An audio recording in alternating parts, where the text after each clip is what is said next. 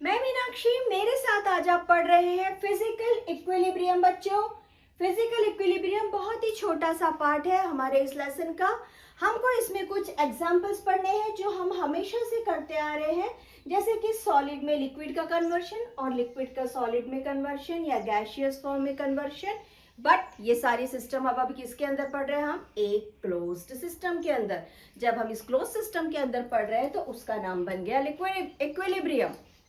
उसका नाम बन गया इक्विलिब्रियम। और इक्विलिब्रियम क्योंकि क्लोज सिस्टम के अंदर है तो हम उसमें पढ़ेंगे कि इसमें कांस्टेंट रेट रहेगा, सिस्टम डायनेमिक रहेगा, उसका कॉन्सेंट्रेशन इक्वल रहेगा। तो आइए शुरू करते हैं फिजिकल इक्विलिब्रियम का हमारा डेफिनेशन। हमने हमेशा से देखा है कि ये जो आइस है इसको जब हम हीट प्रोवाइड करते हैं, हम आइस को हीट प्रोवाइड करते हैं तो आइस कन्वर्ट हो जाता है वाटर में। ठीक है, इस प्रोसेस को हम क्या बोलते हैं? इस प्रोसेस को हम बोलते हैं फ्यूजन। सॉलिड से लिक्विड फॉर्म में तैयार होने को बोलते हैं हम फ्यूजन। यानी कि हमारा फॉरवर्ड डायरेक्शन में क्या हो गया? फ्यूजन। और वही आइस जब हम इसी वाटर को कोल्ड करते हैं, ठंडा करते हैं बच्चों, तो ये क्या बन जाता है? ये बन जाता है वापस से आइस। इस सिस्टम को हम क्या बोलते हैं? फ्रीजिंग। ये हम हमेशा से पढ़ते आ रहे हैं। बट अभी इस सिस्टम को हम एक डायनामिक क्लोज्ड सिस्टम के अंदर पढ़ रहे हैं। डायनामिक क्लोज सिस्टम के अंदर इसका नाम है इक्विलिब्रियम इन फिजिकल प्रोसेस और फिजिकल इक्विलिब्रियम। तो इसका नॉर्मल सी बात है, डेफिनेशन क्या होना चाहिए? इसका डेफिनेशन ये होना चाहिए कि डिफरेंट फिजिकल फॉर्म्स जो कि केमिकल एंटाइटीज में है। केमिकल पढ़ रहे हैं, केमिस्ट्री पढ़ रहे हैं, सीधी सी बात है फिजिकल प्रोसेस जो केमिकल एंटाइटीज के अंदर है और वो क्योंकि इक्विलिब्रियम में है। और इक्विलिब्रियम क्या फॉलो करता है? इक्विलिब्रियम फॉलो करता है dynamic close system, constant rate और इक्विलिब्रियम में कांस्टेंट कॉन्सेंट्रेशंस और equal magnitude, that is known as physical equilibrium. जब हम कैरेक्टरिस्टिक फीचर्स पढ़ेंगे ये हमको और अच्छे से क्लियर हो जाएगा। Now when the equilibrium attend between the different physical forms. What are the different physical form? हम water का तीन different physical form ले रहे हैं, ice, water and vapor। ये तीन different form में जब ये एक दूसरे में convert होते हैं एक closed system के अंदर, जहां पर कुछ भी चीज बाहर नहीं निकल रही है, जिसको हम बोलते हैं कि अगर वेपर हो रहा है तो वेपर एस्केप नहीं हो रहा है। ठीक है, तो उस सिस्टम को कहते हैं फिजिकल इक्विलिब्रियम। फिजिकल इक्विलिब्रियम में जनरली फ्यूजन, फ्रीजिंग, इवापोरेशन जैसे प्रोसेस इन्वॉल्व होते हैं। और ये रहा बेटा बच्चों फर्स्ट एग्जांपल, आइस से वेपर वाटर कन्वर्ट होना, वाटर से वेपर में कन्वर्ट होना, कई बार आइस से डायरेक्ट वेपर में कन्वर्ट हो जाना। और क्लोज सिस्टम में है इसलिए इसमें जो वेपर बन रहा है या जो वाटर बन रहा है या जो हीट एनर्जी, कोई भी एनर्जी, कुछ भी चीज है वो उस सिस्टम से बाहर नहीं जा रही क्योंकि ये इक्विलिब्रियम है। डन। चलिए हम चालू करते हैं इसका कैरेक्टरिस्टिक फीचर। फर्स्ट फीचर्स करेंगे डायनामिक, सेकंड करेंगे कांस्टेंट, थर्ड पढ़ेंगे कांस्टेंट कॉन्सेंट्रेशन, फोर्थ पढ़ेंगे मैग्नीट्यूड, इक्वल मैग्नीट्यूड। चलिए general characteristic features of physical process. बच्चों हम इसमें चार प्रोसेस पढ़ेंगे। पहला हम पढ़ेंगे डायनामिक प्रोसेस। फिजिकल प्रोसेस या फिजिकल इक्विलिब्रियम का फर्स्ट प्रॉपर्टी क्या है? डायनामिक प्रोसेस, जिसमें हमारा केमिकल रिएक्शन जो है वो रिवर्सिबल रहेगा। What is reversible? Evaporation and condensation process are reversible in a closed system. Dynamic का मीनिंग क्या है? किसी क्लोज्ड सिस्टम में जहां पे उसके characteristic features like temperature, pressure, concentration कोई भी बदलेगा नहीं, वो जो कांस्टेंट है वो कांस्टेंट फॉर्म में ही रहेगा। Physical equation is dynamic process in closed system. It is at constant temperature. First point में हमने लिया है constant temperature, जिसमें की सारी measurable properties सेम रहेगी। constant temperature में जिस properties को हमने जहां पे measure किया है, कब? dynamic process में। reversible condition in a closed system। अब हम पढ़ रहे हैं कांस्टेंट रेट। कांस्टेंट रेट किसको बोलते हैं बच्चों? हम रेट का मीनिंग होता है परसेंटेज में हम रेट पढ़ते थे ना, जस्ट लाइक टू दैट हम मान के चलते हैं 100। ठीक है, अगर यहां से 100% लिक्विड सॉलिड बन रहा, वेपर बन रहा है, तो वो 100% वेपर बनेगा एंड देन ये 100% वापस से लिक्विड बनेगा, that is known as concentrate. जितना अमाउंट ऑफ सब्सटेंस वहां पे यूज हो रहा है वो कंप्लीटली सेकंड फॉर्म में कन्वर्ट होगा and then completely first form में बैकवर्ड डायरेक्शन में आएगा। This is our concentrate. The rate of two opposing process become equal. Rate of evaporation जितना होगा 100% अगर वाटर वेपर बन रहा है तो 100% वेपर जो है वो वाटर बनेगा। चलिए नेक्स्ट, इक्विलिब्रियम कांस्टेंट। किसी भी सिस्टम को काम करने के लिए एक वॉल्यूम चाहिए, क्योंकि हम केमिस्ट्री में हैं, सॉल्यूशन तो हमारा पार्ट है केमिस्ट्री का। उस कंडीशन में इक्विलिब्रियम कॉन्सेंट्रेशन को नोटिस करने के लिए उस ऑब्जेक्ट का जो वॉल्यूम ले रहे हैं हम, सॉल्वेंट जो भी हम वॉल्यूम वहां पे यूज करेंगे, सॉल्वेंट सॉल्यूट बिकेम सॉल्यूशन, है ना। तो जो भी हम वॉल्यूम वहां पे यूज करेंगे वो हमेशा एक कांस्टेंट फॉर्म में रहेगा। इसको पढ़ना ही है अभी हमको, इसलिए इसमें अभी डिटेल में ना जाते हुए हम सिर्फ इंट्रोडक्टरी कर रहे हैं बच्चों, है ना। तो वो एक कांस्टेंट फॉर्म में रहेगा जिसको हम क्या बोलते हैं, इक्विलिब्रियम कांस्टेंट बोलते हैं। चलिए नेक्स्ट हमारा है, अच्छा यहाँ पर एक बहुत ही इंपॉर्टेंट पॉइंट है कि अगर उस सिस्टम में सपोज यहाँ पे हमने लिक्विड ना लेकर आयोडीन लिया है या हम कोई और सब्सटेंस ले रहे हैं, उस सिस्टम में अगर कांस्टेंट हायर कांस्टेंट है देन उस सिस्टम में वॉल्यूम में सॉल्यूशन कहिए या सॉल्यूट कहिए, टोटल कॉन्सेंट्रेशन ज्यादा रहेगा। Higher constant higher concentration. Right down, very important point बच्चों। कभी कहीं पे देगा कि इसकी कॉन्सेंट्रेशन इतनी है और इस सब्सटेंस की कॉन्सेंट्रेशन इतनी है, तो उसका इक्विलिब्रियम कांस्टेंट कितना होगा। 4 चॉइस में देखेंगे कि हायर कांस्टेंट दिया तो वो हाईएस्ट में जाएगा और हायर कांस्टेंट के पैरेलल में कौन जाएगा बच्चों, हायर कॉन्सेंट्रेशन जाएगा। Note it. Now we are reading magnitude. सीधी सी बात है, हमको क्या पता है कि किसी फिजिकल प्रोसेस में उस सब्सटेंस का क्या चीज, मैग्नीट्यूड जितना इन्वॉल्व हो रहा है वो उतना इक्विलिब्रियम में बना रहेगा। Clear, done. चलिए हम पढ़ रहे हैं इसके बाद में नेक्स्ट बहुत इंपॉर्टेंट प्रोसेस हमारे चालू होने जा रहे हैं। पहला हम पढ़ रहे हैं solid to liquid. Our first point, solid and liquid. ठीक है, देखो अगर हम आइस को ले रहे हैं और उसको हीट प्रोवाइड कर रहे हैं, क्या हुआ बच्चों, हमने आइस को लिया और उसको हमने हीट प्रोवाइड किया। यहां से जैसे हमने हीट प्रोवाइड किया, ये तो कंफर्म है कि ये बन गया वाटर। ठीक है, ये बन गया वाटर।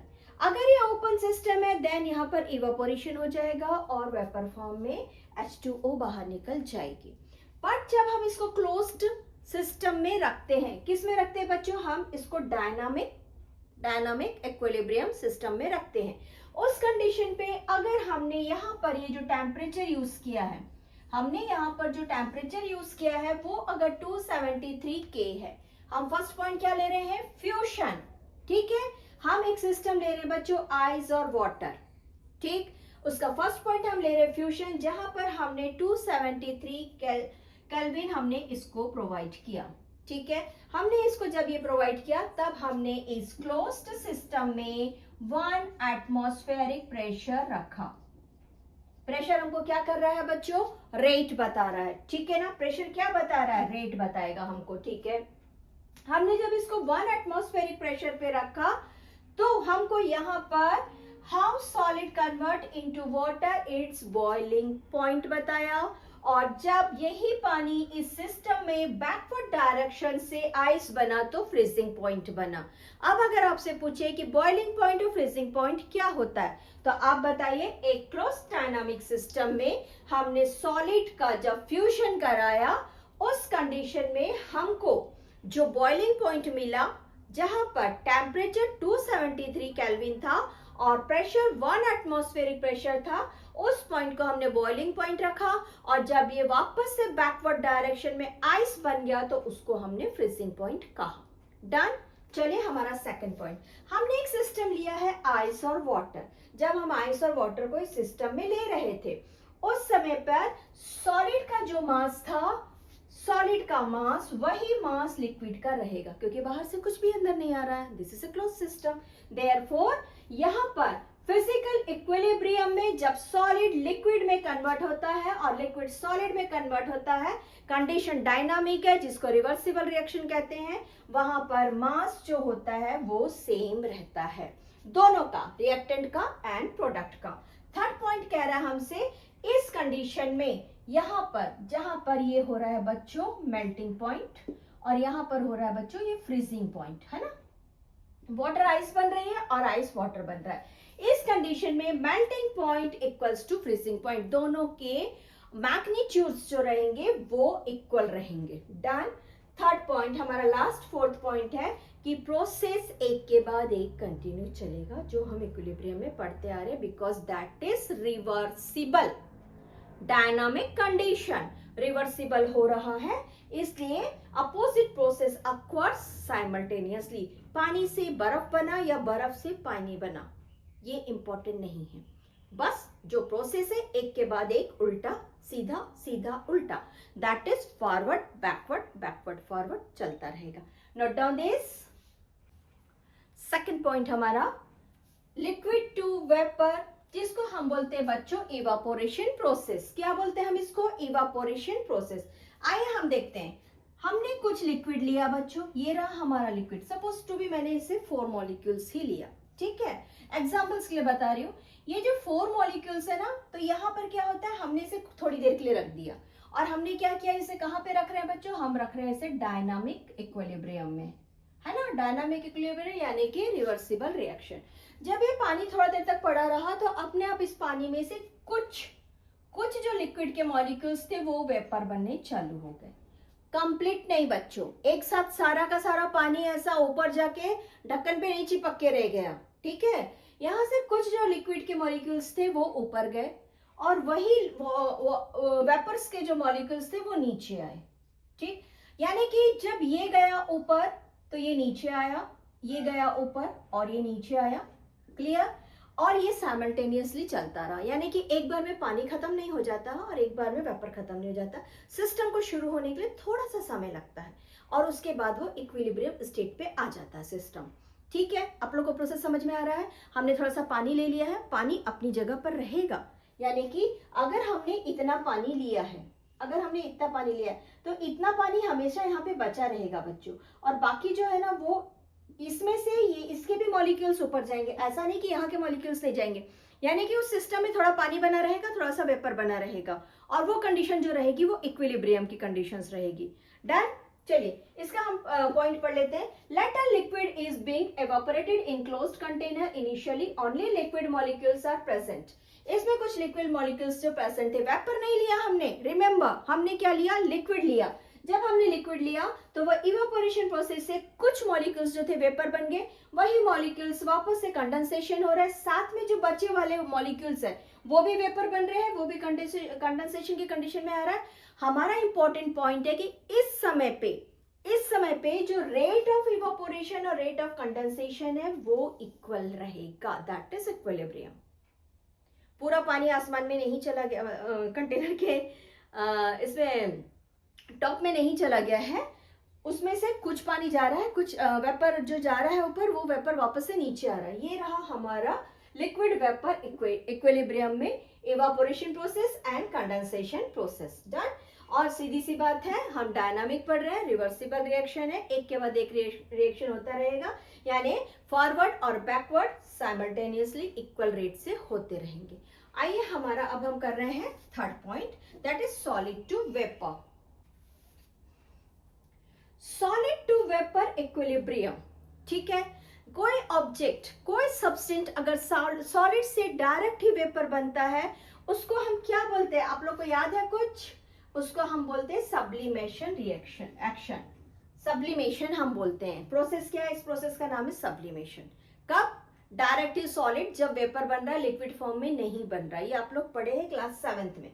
चलिए हम ले रहे हैं आयोडीन कलर। अब बताइए आयोडीन का कलर्स क्या होता है। आयोडीन का कलर होता है थोड़ा सा वायलेट, जो ब्लैक होता है और टच ब्लैकिश की तरफ टच होना चालू होता है। वायलेट माने कि डीप वायलेट आप बोल सकते हैं। हमने एक क्लोज जार में आयोडीन के कुछ क्रिस्टल लिए हैं, इसे मैंने एक्टिविटी में आप लोगों को बताया है।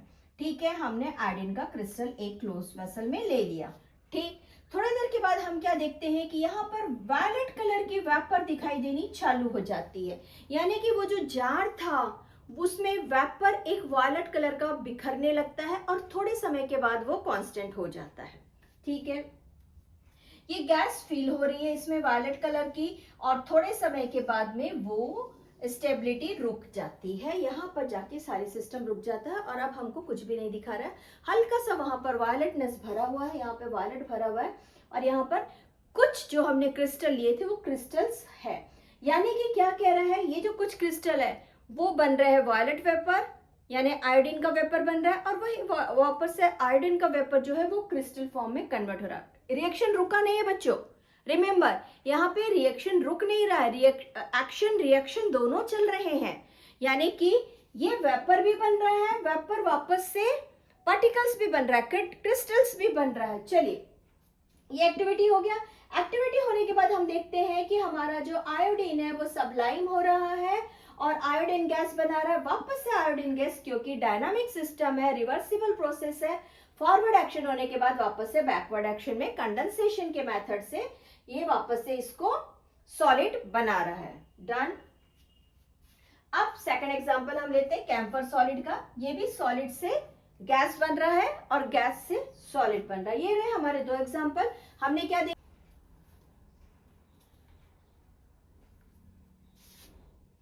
Solute solvent in physical process. Solute क्या होता है बच्चों, हम एक ग्लास में अगर लेमन वाटर, हम एक ग्लास में अगर सादा सा पानी ले रहे हैं और हम उसमें 4 ड्रॉप या 5 ड्रॉप हम लेमन डाल रहे हैं, तो वो हो गया हमारा सॉल्यूट। कौन, लेमन हमारा सॉल्यूट हो गया, और जो वाटर था वो हो गया हमारा सॉल्वेंट। चलिए ठीक है ना, सॉलिड सॉल्वेंट का कॉन्सेप्ट क्लियर है। अब हम क्या करते हैं, हमको जो बुक में एग्जाम्पल दिया हम उसी एग्जाम्पल को फॉलो करते हैं। हम लेते हैं कुछ एक जार में शुगर, है ना, या फिर हम ऐसा बोल सकते हैं कि हमने यहाँ पर कुछ शुगर वाटर लिया, शुगर एंड वाटर का कॉम्बिनेशन लिया। ठीक है, या सीधी सी बात कह सकते हैं कि हमने शक्कर पानी ले लिया। अब हम क्या करते हैं बच्चों, सॉलिड मैंने क्या कहा, ऊपर से हम जिस चीज को ऐड कर रहे हैं, हमने यहाँ से थोड़ा सा इसमें शुगर ऐड करना चालू कर दिया। जब हमने इसमें शुगर ऐड करना चालू कर दिया और हमने इसको बढ़ाया, बॉईल किया, या हमने गर्म करना भी चालू किया।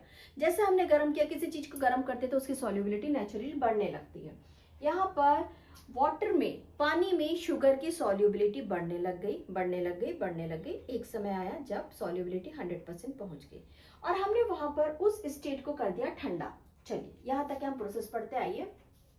सॉल्युबिलिटी का डेफिनेशन बाद में करेंगे बच्चों, हम पहले एक्टिविटी देख रहे हैं। ठीक है, पहले हम एक्टिविटी पे आते हैं। Dissolve a given amount of sugar into water. पानी में कुछ एक शुगर का अमाउंट हमने डाल दिया। देन उसके बाद में हमने टेम्परेचर बढ़ा दिया, इंक्रीज द टेम्परेचर। वापस से हमने वहां पे आके शुगर को और ऐड किया और शुगर को ऐड किया और हमने उसे टेम्परेचर तो दे ही रहे हैं, यानी कि वो क्या बन गई, चाशनी बन गई। चलिए, जैसे हमने उस चाशनी को उस टेम्परेचर से हटाने के बाद रूम टेम्परेचर पे ठंडा कर लिया, यानी ये जो हमारा गिवन टेम्परेचर था ना, इसको हटा दिया और हमने रूम टेम्परेचर पे रख दिया। अब हमने उस सिस्टम को बंद कर लिया। डन।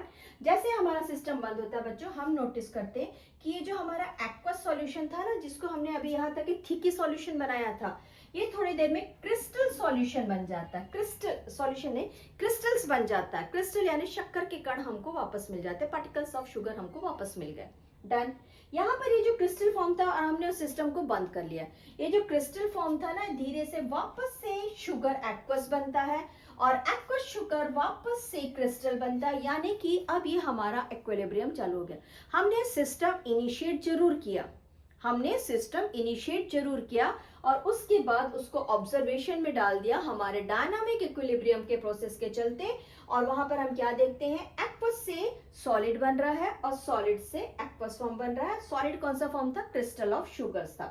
इस कंडीशन में जो rate of dissolution into sugar था, डिसॉल्व जितना शुगर हो रहा था और जितना क्रिस्टलाइजेशन हो रहा था, दोनों भी इक्वल क्वांटिटी में नोटिस किया गया। अब यहाँ पे क्या करते हैं बच्चों, ये सही है गलत है देखने के लिए हम क्या करते हैं, इस ऑनगोइंग प्रोसेस में रेडियो एक्टिव शुगर भी ऐड कर देते हैं। जैसे रेडियो एक्टिव शुगर ऐड किया ना, तो यहाँ पर देखते हैं कि ये जो डिसोल्यूशन ऑफ शुगर है, इसमें रेडियो एक्टिव शुगर आके जुड़ गया, साथ ही साथ ये क्रिस्टलाइजेशन फॉर्म मिल रहा है, इसमें भी जुड़ गया। तो प्रोसेस क्या हो रहा है, सीधी सी बात है, यहाँ पर 100% शुगर जो था वो वेपर के फॉर्म में जा रहा है, यहाँ पर लिक्विड फॉर्म में भी कन्वर्ट हो रहा है, लिक्विड फॉर्म में, और वही वापस से साइमल्टेनियसली प्रोसेस चल रहे हैं पार्टिकल्स के बीच में। क्लियर? आइए अब हम पढ़ते हैं इस प्रोसेस के बाद में what is solubility. The maximum amount of substance that can be dissolved. कौन किसको डिसॉल्व कर रहे हैं, सॉल्यूट को, at the given quantity, solvent eight एक गिवन टेम्परेचर। सॉल्वेंट में जब हम सॉल्यूट को एक गिवन टेम्परेचर में डाल देते हैं और एक सैचुरेशन की कंडीशन आ जाती है जहां पर हम इसे और नहीं डाल सकते, वो तो सैचुरेटेड फॉर्म हो गया, उसको हम बोलते हैं उस सब्सटेंस की सॉल्युबिलिटी। क्या बोल रहे हैं हम, उस सब्सटेंस की सॉल्युबिलिटी। लेकिन वो फॉर्म अगर लिक्विड में ले रहे हैं तो लिक्विड ही है, जैसे वो सॉलिड की तरफ कन्वर्ट होता है वो अनसैचुरेटेड फॉर्म में आना चालू हो जाता है, सैचुरेटेड फॉर्म में, अनसैचुरेटेड नहीं बच्चे, सैचुरेटेड फॉर्म में आना चालू हो जाता है। अब अगर मान लो हमने गर्म किया तो वो चाशनी बननी चालू हो गई, यानी कि इस पर टेम्परेचर का इफेक्ट होता है। और नेचर ऑफ सॉल्वेंट और सॉल्यूट क्या बनाते हैं बच्चों, नेचर ऑफ सॉल्युबिलिटी। जब हम टेम्परेचर देते हैं सॉल्युबिलिटी बढ़ने लगती है। ये रहा हमारा सॉल्युबिलिटी, ये रहा हमारी एक्टिविटी, शुगर के ऊपर डिपेंड कर रहा था। अब हम इस पॉइंट को, बहुत इंपॉर्टेंट पॉइंट है, नोटिस करिए। इन सैचुरेटेड सॉल्यूशन, एक सैचुरेटेड सॉल्यूशन, सैचुरेटेड सॉल्यूशन क्या था, जहां पर लिक्विड और शुगर आपस में पूरी तरीके से डिसॉल्व हो चुके हैं और वो कहते हैं अब शुगर मॉलिक्यूल्स नहीं चाहिए, अब शुगर मॉलिक्यूल्स यहां पर नहीं चाहिए। ठीक है, दिस एग्जिस्ट डायनामिक इक्विलिब्रियम, हमने उसे डायनामिक इक्विलिब्रियम में लेकर आ गए।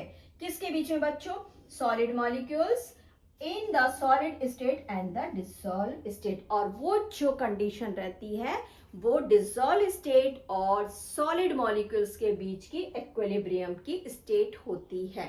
क्लियर?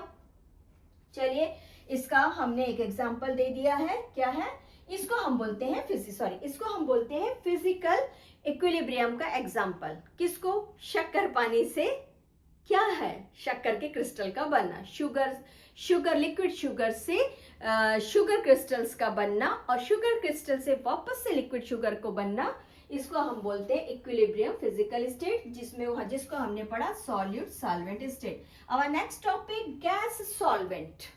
आज का हमारा last point gas and solvent. Solvent किसको बोलते हैं बच्चों, मैंने अभी बोला, एक हमने ग्लास में पानी लिया, 2 बूंद नींबू डाले, नींबू is known as solute and water is known as solvent. यानी कि हमारे पास मान के चलो थोड़ा सा शक्कर और मीठा पानी है, और उसमें हमने इस ग्लास में हमने इसको बंद कर दिया और इसमें हमने थोड़ा सा कार्बन डाइऑक्साइड गैस डाल दिया। किसमें बच्चों, यहाँ पर जो पानी अवेलेबल था, वाटर हमारे पास जो अवेलेबल था, थोड़ा हल्का सा मीठा पानी था, इसमें हमने CO2 ऐड कर दिया। अब हम क्या करते हैं बच्चों, एक हाई प्रेशर प्रोवाइड कर देते हैं। यहाँ पर हमने क्या कर दिया, यहाँ पर हमने लुक एट हियर, यहाँ पर हमने एक हाई प्रेशर प्रोवाइड कर दिया। यानी कि यहाँ पर कौन था, यहाँ पर एक CO2 गैस था, जिसका अभी हम एग्जांपल पढ़ रहे हैं। जैसे ही हम सोडा वाटर का ये कवर खोलते हैं, जैसे हमने सोडा वाटर का कवर खोला, थोड़ी सी गैस फिर से वापस आई, बाहर की तरफ निकली। क्यों निकली, क्योंकि हमने यहाँ पर हाई प्रेशर रखा था और एटमॉस्फेयर में कैसा प्रेशर था, नॉर्मल एंड लोअर प्रेशर था comparatively to this one. Clear? चलिए हमारा पॉइंट लिखते हैं हम। The solubility of gas in solvent depend upon the nature of gas. ठीक है, हमने तो फिर CO2 नेचर ऑफ गैस ले लिया, एंड द प्रेशर हमने यहाँ पे हाई प्रेशर ले लिया, and it increase at pressure of the gas over the solvent increase.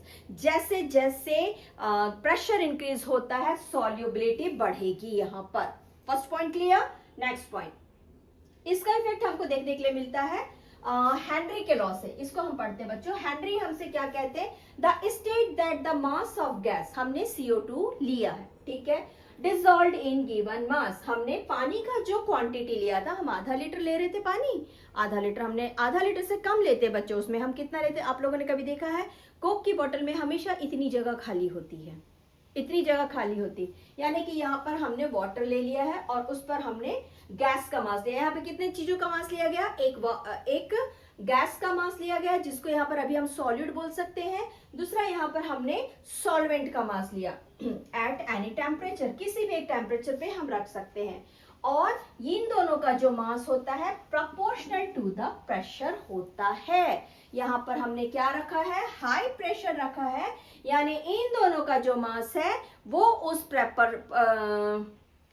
Pressure से, वहां पर प्रेशर से प्रोपोर्शनल है, ठीक है। The gas above the solvent, और ये जो गैस होती है ये बाद में अबोव द सॉल्वेंट आके बैठ जाती है। आइए, the state that the mass of gas dissolved in the given mass of the solvent at any temperature is proportional to the pressure of the gas above the solvent. किसके?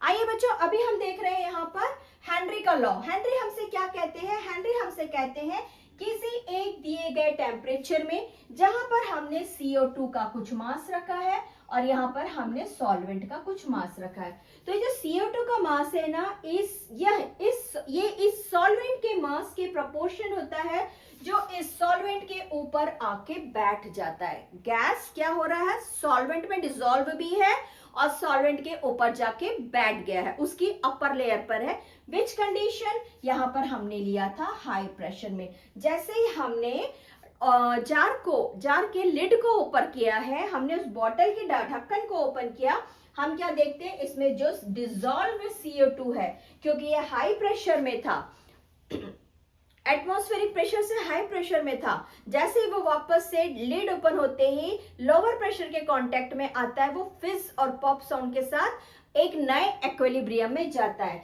यानी कि जो हमने बॉटल लिया है बच्चों, ये एक इक्विलिब्रियम को फॉलो कर रहा है। हमने जो कोक की बॉटल ली या सोडा वाटर लिया है वो इक्विलिब्रियम को फॉलो कर रहा है, और बॉटल की लिड खोलते ही वो न्यू इक्विलिब्रियम में आता है जहां पर उसको लोअर प्रेशर मिलता है और वो फिश साउंड के साथ में जो गैस है CO2 गैस थोड़ी सी बाहर आती है। साथ में कौन बाहर आता है? क्योंकि CO2 लिक्विड में इन्वॉल्व हो चुका है, लिक्विड में फ्यूज हो चुका है, तो वो उस लिक्विड के साथ बाहर आता है। That's all.